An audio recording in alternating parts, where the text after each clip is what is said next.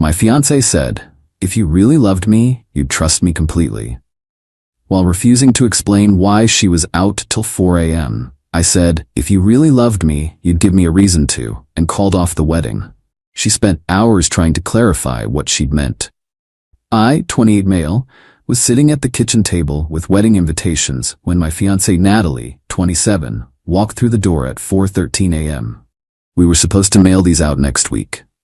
Wedding in 4 months. She froze when she saw me. Clearly wasn't expecting me to be awake. "Hey," she said, trying for casual, failed miserably. "It's past 4 a.m., Nat." "I know, sorry. Lost track of time." "Where were you?" She walked to the fridge, grabbed water, wouldn't look at me. "Out with the girls. You know how it is." "Which girls? Why does it matter? Because it's 4 a.m. and you said you'd be home by midnight?" She turned around and that's when she hit me with it. That manipulative little gem that would end everything. "If you really loved me, you'd trust me completely." I set down the invitation I was holding. Our names in fancy script. Malcolm and Natalie. Forever. "If you really loved me," I said slowly, "you'd give me a reason to." The silence stretched between us. She broke it with a laugh. That dismissive, contemptuous sound I'd been hearing more often lately. "Wow. Really? You're gonna need a detailed report every time I go out?" "No, I need an explanation when you come home at 4 a.m. with no text, no call, nothing." "I don't need to explain myself to you, Malcolm. We're getting married, not entering a prison." "You're right, we're not getting married." The water bottle stopped halfway to her mouth. "What?" I stood up, gathered the invitations into a neat pile. "You heard me. Wedding's off." You're joking? Over this? Because I stayed out late?" "No, because you think accountability is optional and you're using emotional manipulation instead of just answering a simple question." She slammed the bottle down. "Emotional manipulation? I'm asking you to trust me. Trust is earned through transparency, not demanded through guilt trips." "Oh my God, you're serious." Her face went from angry to panicked. "Malcolm? Wait, let me clarify what I meant." "No need, you were pretty clear." I walked to our bedroom. My bedroom, technically, since the apartment was mine from before we met. Started pulling her clothes from the closet. "What are you doing?" She followed me, voice rising. "Helping you pack." "Pack? You're kicking me out right now?" "It's 4 a.m. Ironic, right? Since that's apparently a normal time for you to be out and about. She spent the next 2 hours trying to clarify. The story changed every 20 minutes. She meant I should trust her judgment. She meant trust in general, not about tonight, specifically. She was testing our relationship strength. She didn't mean it that way. I was taking it out of context. "Natalie," I finally said, exhausted. "Just tell me where you were." "That's not the point anymore." "It's exactly the point." "Fine. I was at Avalon, the new club, with Becca and Tori. Happy?" I pulled out my phone, opened Instagram, showed her Becca's story from 1 a.m. Becca and Tori at some house party. No Natalie in sight, no club. Her face went white. They left early. I stayed with other people." "Which other people? Why does it matter?" "God, this is exactly why I didn't want to tell you. You're so paranoid." "I'm paranoid because you're lying." "I'm not." She stopped, regrouped. "You know what? Yes, fine. I wasn't with them the whole time, but that doesn't mean I was doing anything wrong." "Then why lie?" "Because of this reaction, this interrogation. I was done. Done with the circular logic. Done with the gaslighting. Done with all of it. You have until tomorrow afternoon to get your stuff. Stay with your parents tonight." "Malcolm, please. The wedding is canceled. I'll handle the vendors." "What will people think?" And there it was. Not "I love you," not "let's work this out," but "what will people think?" I honestly don't care. She tried tears next. Big, dramatic ones. 4 years, Malcolm. You're throwing away 4 years. No, you threw it away the moment you decided lying was easier than honesty. I handed her a bag with some essentials. She stood there, mascara running, still trying different angles. "You'll regret this. No one else will put up with your trust issues. I was protecting you from unnecessary worry. This is why I need space sometimes." That last one almost made me laugh. Space. At 4 a.m., sure. As she finally left, she turned at the door. "You're making the biggest mistake of your life." "Maybe, but at least it's an honest mistake." She slammed the door. I sat back down at the table, looking at 150 wedding invitations we'd never send. My phone started buzzing immediately. Her mom, her sister, her best friend. I turned it off and went to bed. In 4 hours, I'd need to start calling vendors, but right now, I just needed sleep. The wedding was off. And honestly, I felt relief more than anything else. Update 1. The entitlement escalation has been incredible. Natalie went from, "you should trust me," to full-blown victim mode with a side of extortion. Day 1, woke up to 73 missed calls and over 200 texts. Not just from Natalie, but her entire cavalry. Her mom, Sandra, was the most persistent. "Malcolm, honey, Natalie is hysterical. Whatever happened, you two can work it out. Don't throw away your future over one fight." I texted back once, "Ask your daughter where she really was until 4 a.m. Then we can talk about futures." Radio silence from Sandra after that. But Natalie's sister, Jenna, wasn't so easily deterred. She actually showed up at my apartment at 7 a.m., banging on the door. "Malcolm, open up. We need to talk about this rationally." I opened the door but didn't let her in. "There's nothing to discuss, Jenna. You're destroying my sister over nothing. She went out with friends." Which friends? Because Becca and Tori were somewhere else entirely. Jenna's face did this interesting thing where she clearly knew more than she was saying. That's not the point. The point is trust. Exactly. And I don't trust liars. Goodbye, Jenna. Spent the morning calling vendors. The venue was understanding and refunded 60% of our deposit since we were outside the cutoff window. The caterer kept the deposit but canceled the rest. The photographer, remember him from my solo consultation? Was a bro about it. "Ah man, that sucks. Look, I'll refund everything except the booking fee. Done too many weddings where this should have happened and didn't. Good on you for having boundaries." Total financial hit, about $3,500. Worth every penny for dodging that bullet. Natalie was supposed to come get her stuff that afternoon. Instead, she sent movers. Professional movers. With a list. The list included all her clothes, fare, the TV, mine, bought 2 years before we met, the coffee maker, gift from my mom to me, half the kitchen items, even ones I owned before, the engagement ring, LOL. I told the movers they could take anything from the pre-approved pile I'd packed. Nothing else. They looked uncomfortable. "Ma'am said you'd be difficult," one guy muttered. "Ma'am lied about a lot of things. They took what I'd packed and left." 20 minutes later, Natalie called from her friend's phone. I'd blocked her number. "You kept my TV." "My TV? Bought it in 2019, have the receipt." "We watched it together. That makes it ours." "That's not how ownership works." "And where's my ring? The ring I bought?" "That ring?" "It was a gift. A conditional gift. No wedding, no ring. That's literally the law. I'll sue you." "Cool. Let your lawyer know I have screenshots of you admitting to lying about where you were that night." Click. By day 2, Natalie had started her PR campaign. Facebook post about surviving emotional abuse and finding strength after trauma. Instagram stories with quotes about narcissistic partners and controlling behavior. The comments were predictable. "You deserve so much better, queen. His loss, babe. Men are trash." But then something interesting happened. My friend Derek, who tends bar at Avalon, the club Natalie claimed to be at, commented, "Weird, I worked that whole night and didn't see you there once." The post disappeared within an hour. Day 3, today, I got an unexpected call from Tom, one of my groomsmen. "Yo Malcolm, you need to know something. Remember Craig's bachelor party last month?" "Yeah?" Natalie was there, not at the party but at the same resort, with some dude. My blood went cold. "What?" "I saw her at the pool bar. Tried to say hi but she acted like she didn't see me. She was with this guy, real cozy. I thought maybe it was a cousin or something." "Why didn't you tell me?" "Bro, I didn't want to start drama without being sure. But now that you've called off the wedding, figured you should know." I sat with that for a minute. The weekend she said she was at a spa retreat with the girls. What did the guy look like?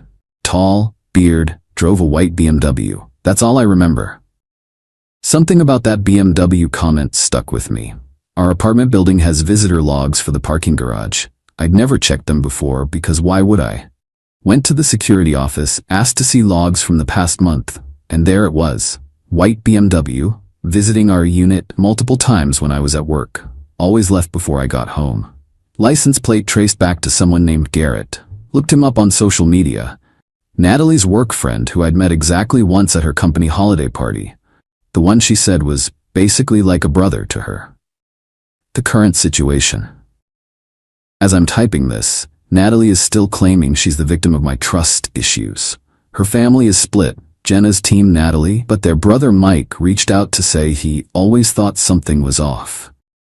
I've got a consultation with a lawyer tomorrow about the ring, worth $12K. Garrett's LinkedIn shows he's in a relationship as of 2 months ago. Wonder who with.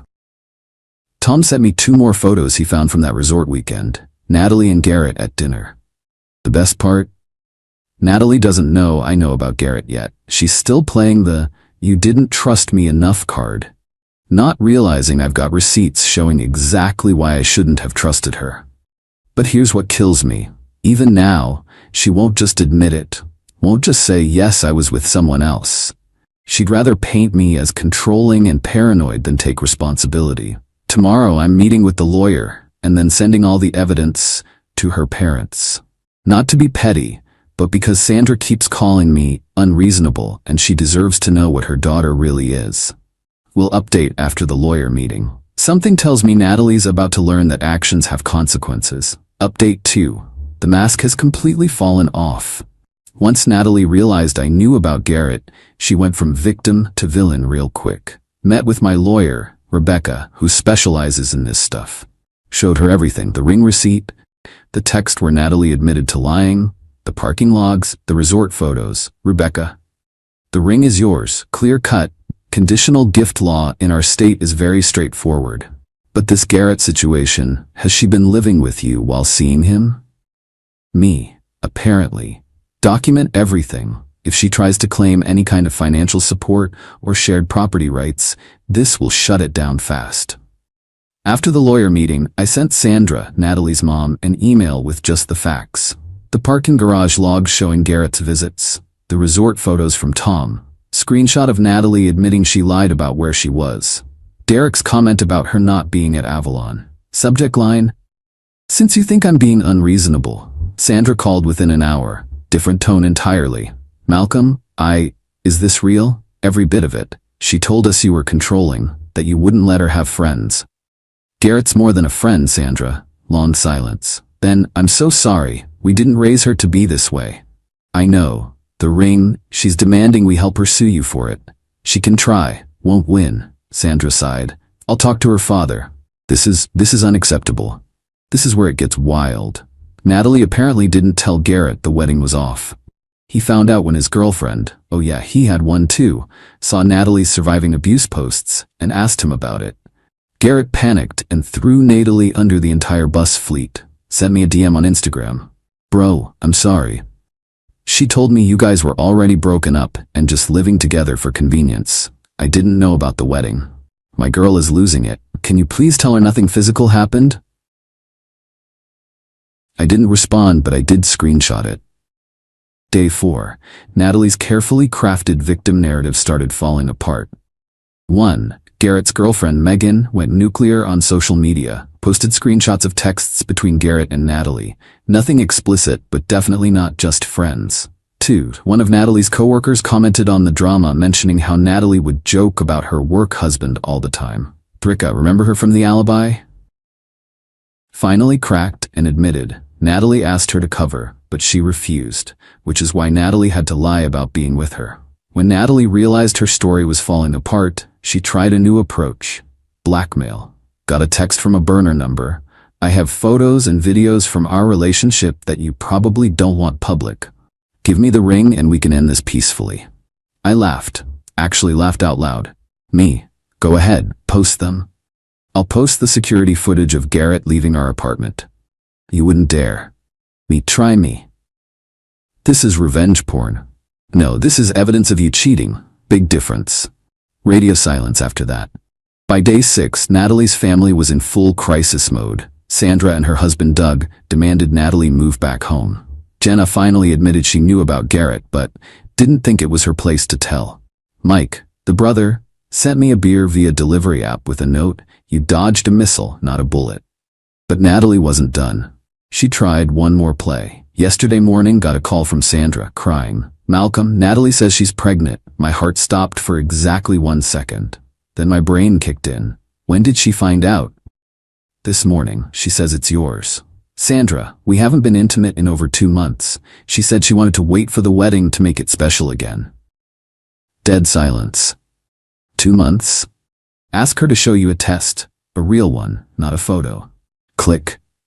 An hour later, Doug, her father, texted, "She's not pregnant. We're handling this. I'm sorry for everything my daughter has put you through." As of today, Natalie is living with her parents under what sounds like house arrest. Garrett is single, Megan dumped him, and trying to do damage control at work. The ring is safely in my bank deposit box, awaiting resale. I've had to block 47 different numbers. Natalie used to try contacting me. Her surviving abuse posts have been deleted after the backlash. I'm apartment hunting because too many memories here. The most pathetic part? Even after everything, the lies, the cheating, the fake pregnancy, the blackmail attempts, she still won't just admit wrongdoing. Her latest story, according to Mike, is that I drove her to seek comfort elsewhere. Because I was emotionally unavailable. I was emotionally unavailable? I was planning our wedding while she was sneaking around with Garrett. But you know what? I'm done caring about her justifications. Done trying to understand her logic. Done with all of it. Next update will be the final one. Going to cover what happens with the ring and the apartment. Spoiler alert, karma's not done with Natalie yet. Final update. The conclusion to this saga is more satisfying than I ever could have imagined.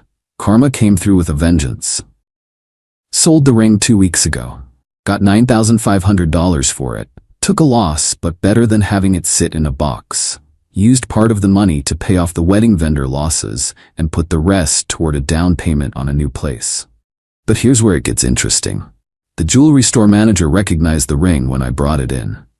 "Oh, this is the piece that young lady was asking about last week." "What young lady?" "Brunette, about this tall, said her fiancé bought it here, and she wanted to know about upgrading the setting." Natalie.